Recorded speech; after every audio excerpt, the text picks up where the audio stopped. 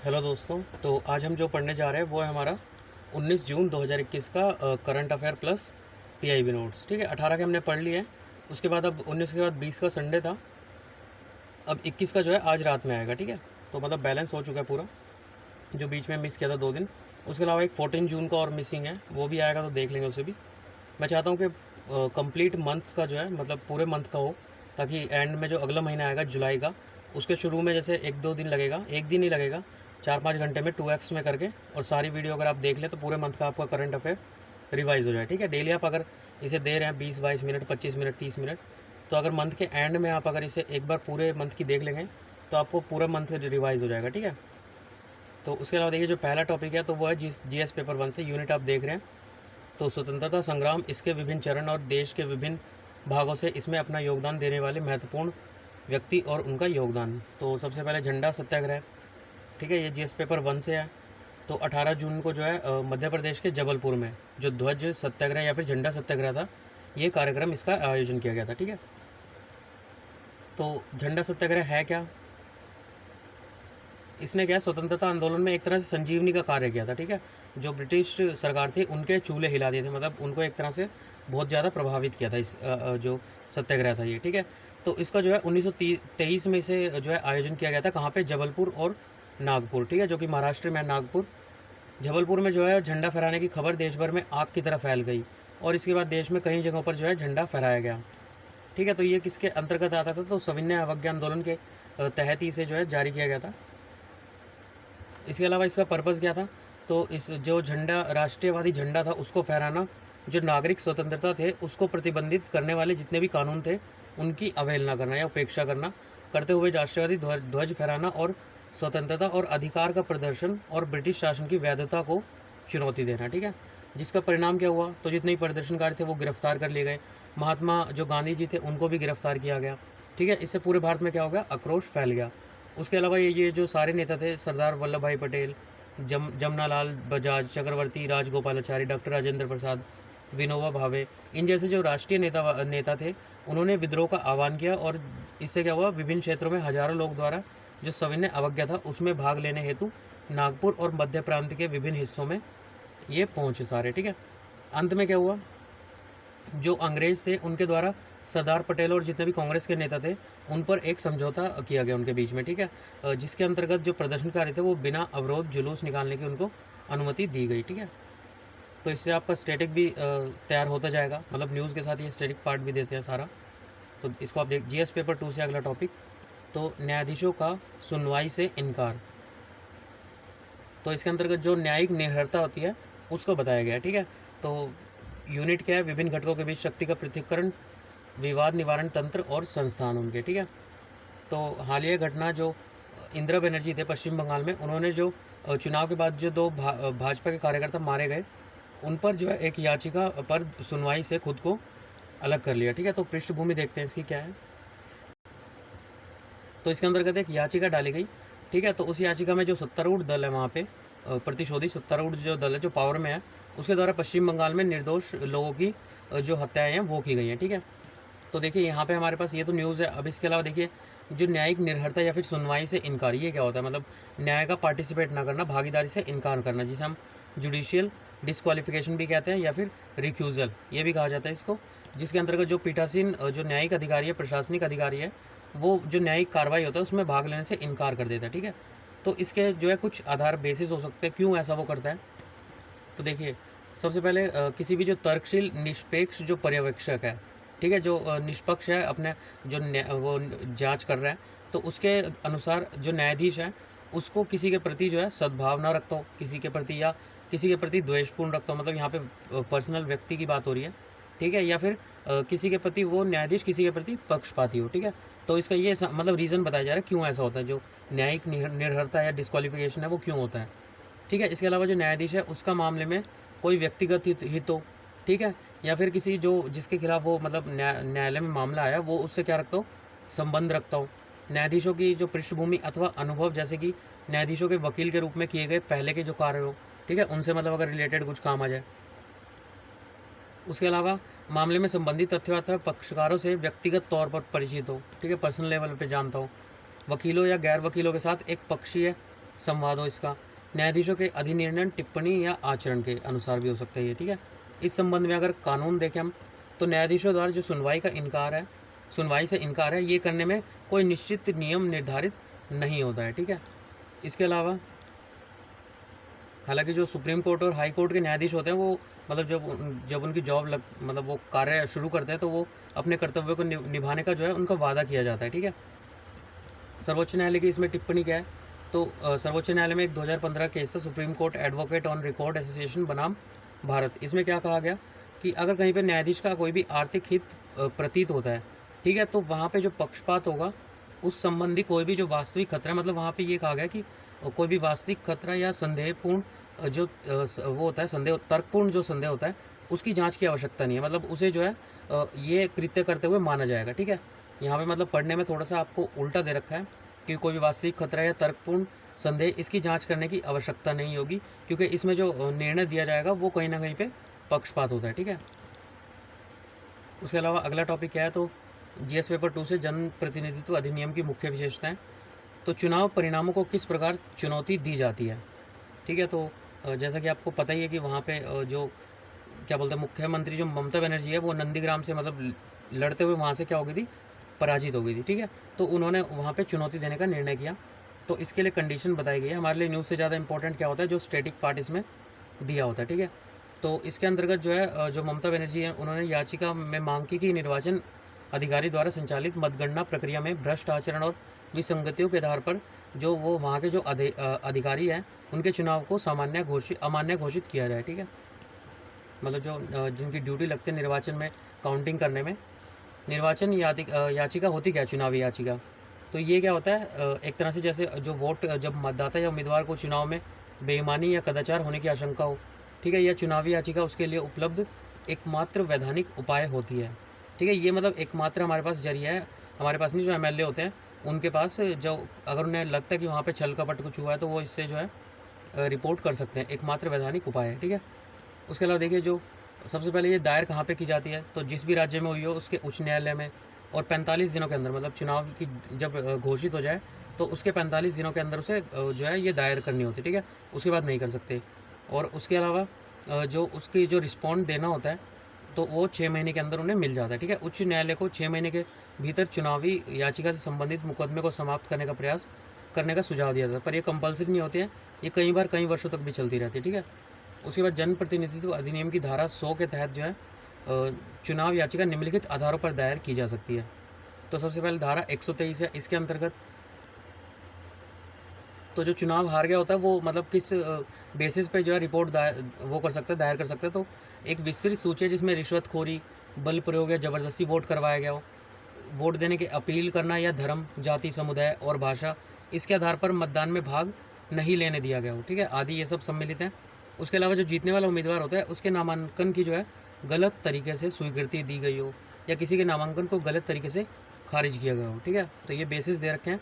मतगणना प्रक्रिया में कोई बेईमानी हुई हो, ठीक है, मत को स्वीकार करना, गलत तरीके से मत को स्वीकार कर लेना है, एक व्यक्ति जाके 2 के डाले है, या एक व्यक्ति जाके 10 के डाले है, या मत को अस्वीकार करना या खारिज करना, मतलब हमें लगे कि ये उस पार्टी को वोट देगा तो उसको जो है मत देने ही ना देना, ठीक है। ये किसी अमान्य मत को स्वीकार करने आदि को शामिल करना, ठीक है।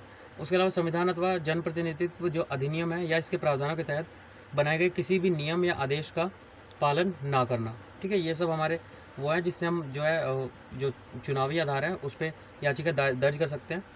उसके अलावा अदालत में कदाचार का तर्क सही साबित होने पर जो आगे की कार्रवाई है, फिर से चुनाव करा सकता है, या एक नए विजेता की घोषणा कर सकता है। अब इसके लिए एग्जाम्पल दे रखे हैं, तो एग्जाम्पल में तो 1975 का इलाहाबाद का जो हाईकोर्ट का निर्णय था, जिसमें रायबरेली निर्वाचन क्षेत्र से जो ये इंदिरा गांधी नहीं, ये सोनिया गांधी होगा, उनकी जीत पर भ्रष्ट आचरण के आधार पर उसे रद्द कर दिया गया था। और 2008 में राजस्थान विधानसभा में जो सीपी जो जोशी थे वो 1 वोट से हार गई थी, ठीक है। उसके अलावा जीएस पेपर 3 से इकोनॉमी से आयुध निर्माण बोर्ड का निगमीकरण, ठीक है। तो निगमीकरण किया गया आयुध बोर्ड निर्माण का, देख लेते हैं। तो जो केंद्रीय मंत्रिमंडल है उसने जो ये OFC है, ऑर्डिनरी फैक्ट्री बॉन्ड, इसके निगमीकरण को योजना को मंजूरी प्रदान किया, ठीक है। तो OFB के बारे में देख लेते थोड़ा सा पहले। तो निगमीकरण का मतलब आपको वैसे पता ही होगा, मतलब शनय जो धीरे धीरे जो है प्राइवेटाइजेशन कर देना, ठीक है। कंपनी को मतलब धीरे धीरे प्राइवेट कंपनियों के लिए ओपन कर देना, ठीक है। तो इससे क्या होगा, मतलब प्राइवेट कंपनी आएगी तो वही पैसे का इनफ्लो बढ़ेगा कंपनी में। मतलब ऐसा कर दिया जाता था कि कोई भी आके प्राइवेट कंपनी उसे खरीद सके, ठीक है। तो सबसे पहले आयुध निर्माणी बोर्ड देख लेते हैं। तो ये एक तरह का अम्ब्रेला निकाय होता है, ठीक है। तो मतलब अलग अलग संस्कार खानों और संस्थानों को जो है रक्षा करता है। ये अम्ब्रेला निकाय मतलब रक्षा करने वाला, ठीक है। वर्तमान में जो है जो रक्षा मंत्रालय इसका एक अधीनस्थ कार्यालय है, ठीक है। भारत का अगर पहला आयुध कारखाना देखें तो 1712 में जो डच कंपनी थी उसके द्वारा गन पाउडर फैक्ट्री थी पश्चिम बंगाल के रूप में स्थापित किया गया था, ठीक है। जो आयुध निर्माणी बोर्ड है तो वो इतने सारे कार्यों के लिए जो है जिम्मेदार होगी, ठीक है। जैसे गोला बारूद, विस्फोटक समूह, गोला बारूद का उत्पादन करने, वाहन समूह, डिफेंस मोबिलिटी, लड़ाकू विमान, इनके उत्पादन में ये संलग्न होगा, ठीक है। प्रस्तावित जो परिवर्तन है तो इसके तहत जो है जो 41 कारखाने हैं उनको नई संस्था के अंतर्गत समूहीकृत किया जाएगा, जो कि जो हॉल या फिर जो बेल है, ठीक है, भारत इलेक्ट्रॉनिक लिमिटेड या हिंदुस्तान एरोनॉटिक लिमिटेड, ठीक है। इन जैसी कंपनियों के अन्य जो मौजूदा रक्षा सार्वजनिक क्षेत्र के उपक्रम है DPSUs हैं उसके तहत ये कार्य करेगी, डिफेंस पब्लिक सेक्टर अंडरटेकिंग। ये क्या होंगे, नवगठित संस्थाएं सरकार के 100% स्वामित्व में रहेगी, ठीक है। पुनर्गठन की इनकी आवश्यकता क्यों है, क्योंकि एक कैग की रिपोर्ट आई है उसके अनुसार क्या है, तो जो आयुध कारखाने हैं उनमें मतलब जो उत्पादन निर्धारित जो हमारा लक्ष्य था ना उससे कम हो रहा है, ठीक है। तो 2017 के दौरान विभिन्न जो आयुध कारखाने थे उनके निर्धारित लक्ष्य का केवल 49% वस्तुओं का उत्पादन हुआ, ठीक है। मान लीजिए उन्होंने 100 मोबाइल बनाने की सोची, ठीक है, तो उनके सिर्फ 49 ही मोबाइल बने, ठीक है। इस टाइप से कंपेयर कर लीजिएगा। तो सेना की जो गोला बारूद है उसके लिए कुछ मुख्य मांगों का एक महत्वपूर्ण भाग जो है 31 मार्च 2018 तक बकाया रहा, जिससे सेना की परिचालन तैयारियों पर नेगेटिव इफेक्ट पड़ा, ठीक है। मतलब जो सेना को चाहिए था वो बनाने के लिए 31 मार्च तक वो बकाया रहा, उसके बाद वजह से उस पर नेगेटिव इफेक्ट आया, ठीक है। उसके बाद जो OFB बोर्ड है इसको जो है ओवरहॉल के पीछे एक प्रमुख कारण माना जा सकता है, ठीक है। तो इससे क्या है, मतलब जो हमारी इसके पीछे प्रमुख रीज़न क्या बताया जा रहा है, जो हमारी उत्पादन करने में जो अक्षमता हुई है और जो हम देरी कर रहे हैं, ठीक है, इसकी वजह से जो है इसका एक प्रमुख कारण माना जा रहा है OFB बोर्ड का। तो नई संरचना का महत्व क्या होगा, इसका उद्देश्य क्या होगा, जो आयुध कारखाने हैं उनके उत्पादक और जो लाभांश परिसंपत्ति है उसमें कन्वर्ट कर देना, ठीक है।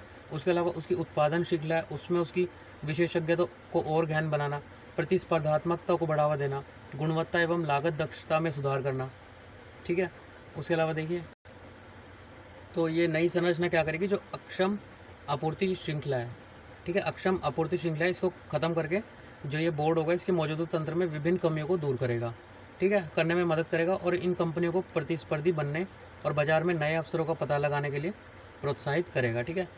इससे इन कंपनियों को स्वायत्तता के साथ साथ जवाबदेही और दक्षता में सुधार करने में मदद मिलेगी, ठीक है। तो इसमें चिंताएं और कमी क्या है, तो ये जो है निजीकरण की ओर ले जाएगा, एक तो निगमीकरण, ठीक है, और नए कारपोरेट संस्थाएं जो है रक्षा उत्पादों के प्रतिस्पर्धा बाजार के माहौल से बचने में सक्षम नहीं होंगी।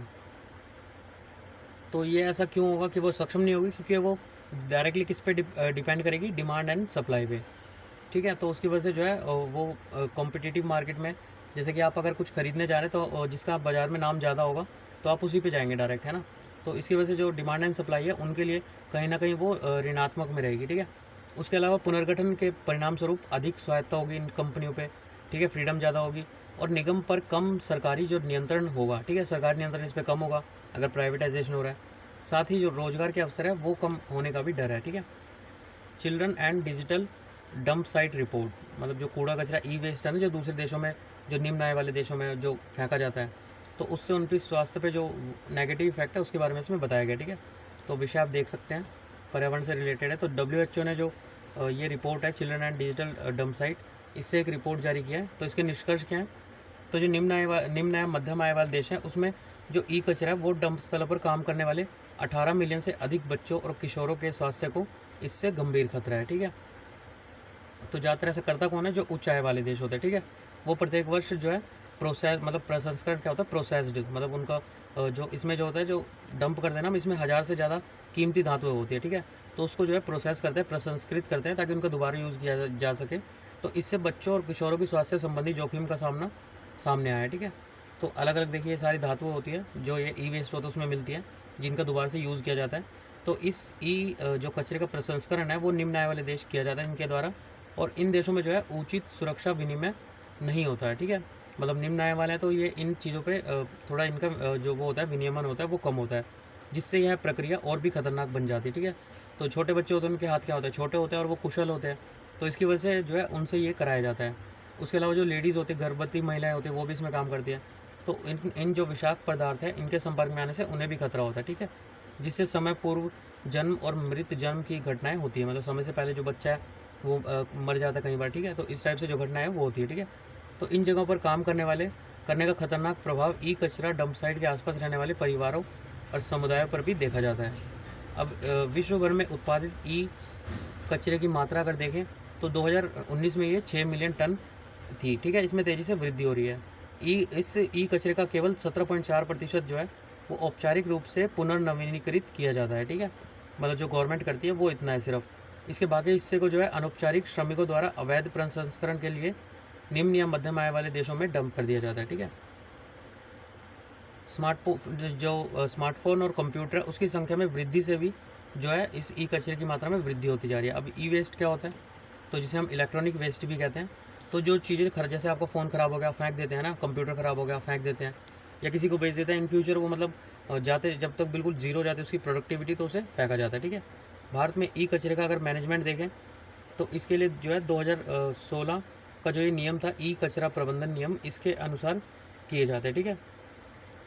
उसके अलावा भारत में ई कचरा अगर उत्पादन देखें तो CPCB जो केंद्रीय प्रदूषण नियंत्रण बोर्ड है उसके अनुसार 19 से 20 में जो है 10 लाख टन से अधिक ई कचरा था, जो 2017 से 18 में कितना था, 7 लाख टन था, ठीक है। 3 लाख टन मतलब बढ़ गया।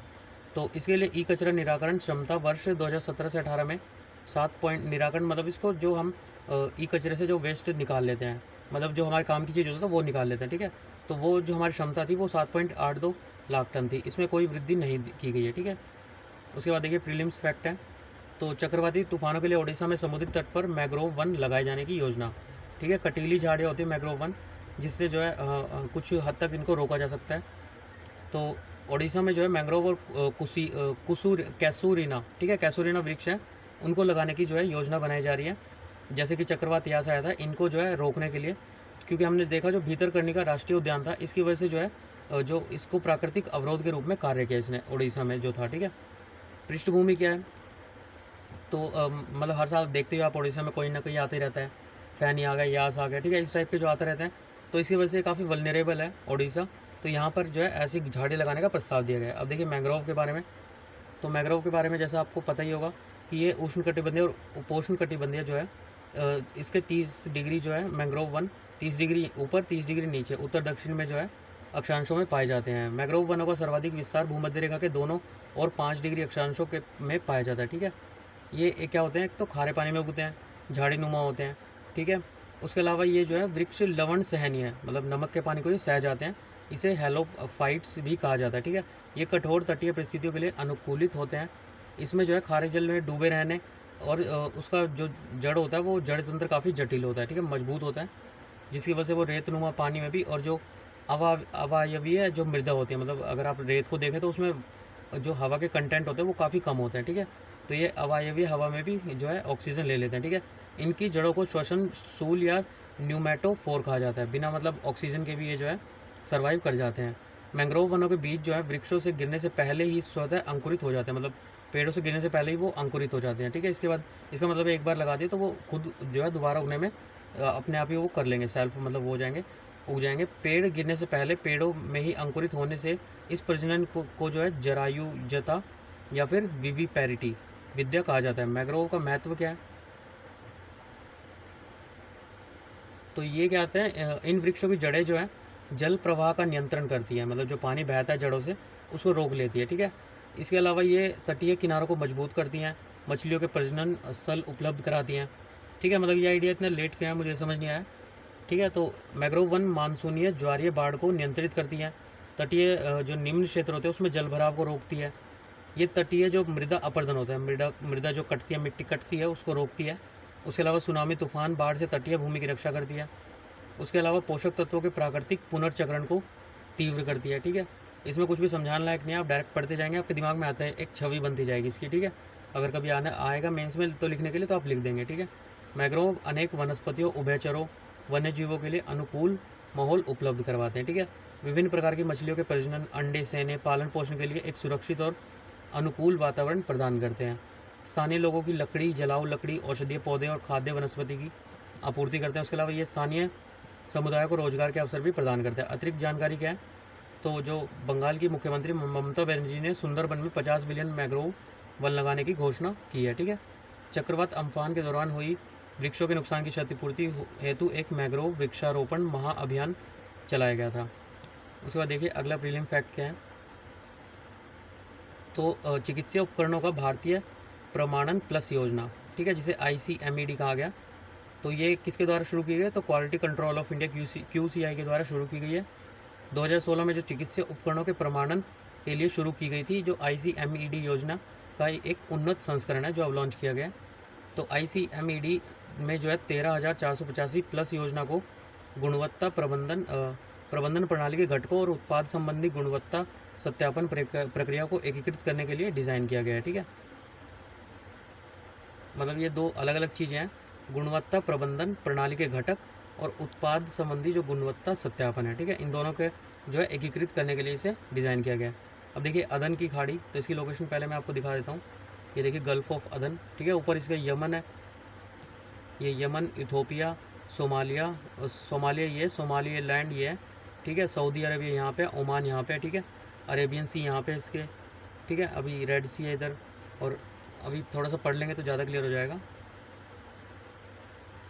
तो ये देखिए जो अदन की खाड़ी है उसमें पहले जो भारतीय नौसेना और यूरोपीय संघ नौसैनिक बल है, ठीक है, जिसको क्या कहते हैं, यूनाव-4, ठीक है, यूनाव-4 युद्धाभ्यास किया गया। तो अदन की खाड़ी कहाँ पे है, जिसे बरबेरा की खाड़ी के रूप में भी जाना जाता है। उत्तर में यमन, पूर्व में अरब सागर, पश्चिम में जिबूती, दक्षिण में गार्डाफुई चैनल, सोकोटरा यमन और सोमालिया से घिरी हुई है। खारे पानी की खाड़ी है। उत्तर पश्चिम में यह जो है बाब अल मंडेब जल डमरू मध्य है, ठीक है। इसको अभी देखते हैं कहाँ पे, बाब अल मडेब, ये देखिए यहाँ पे बाब अल मडेब, यहाँ पे देखेंगे ये रहा बाब अल मंडेब, ठीक है। तो ये यहाँ पे इसके जो है जल डमरू मध्य है, जो कि माध्यम से लाल सागर से जुड़ती है। इसके पूर्व में जो है अरब सागर है, पश्चिम में यह जिबूती के तदजोरा की खाड़ी से मिल जाती है, ठीक है। इसका ध्यान रखिएगा थोड़ा सा, काफ़ी इंपॉर्टेंट मतलब लोकेशन पे है ये। एकीकृत थिएटर कमांड, ठीक है, ये हमने पहले भी वैसे पढ़ा था कि तीनों सेनाओं के जो है एकीकृत कमांड के अंतर्गत जो है इसे जोड़ देना चाहिए, पर अभी तक ये लॉन्च नहीं हुआ। तो दोबारा से आप न्यूज़ में तो देख लेते हैं। सैन्य सेवाओं की संयुक्त कमांड को एक थिएटर कमांड या एकीकृत सैन्य कमांड कहा जाता है, ठीक है, जो युद्ध मौके पर तीनों के बीच तालमेल बनाए रखने के लिए एकल खिड़की की तरह कार्य करेगा, ठीक है। तो इसके अंतर्गत जो है जो सेना बल का कमांडर होगा, थल सेना, भारतीय वायुसेना और नौसेना के सभी संस्थानों को अपने विवेकानुसार निर्बाध प्रभावकारिता के साथ उपयोग करने की इसकी शक्ति होगी, ठीक है। तो इसके अंतर्गत जो थिएटर कमांडर होगा वो किसी एक सेवा के प्रति जवाबदेह नहीं रहेगा, ठीक है।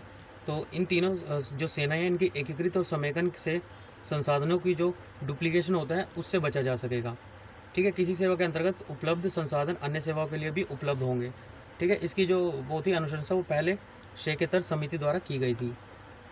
चर्चा का कारण, तो एकीकृत जो सेवा थिएटर कमांडर है उसके गठन पर व्यापक परामर्श हेतु सेवाओं और संबंधित मंत्रालयों के प्रतिनिधियों को शामिल करते हुए एक उच्च स्तरीय समिति गठित की गई है, ठीक है।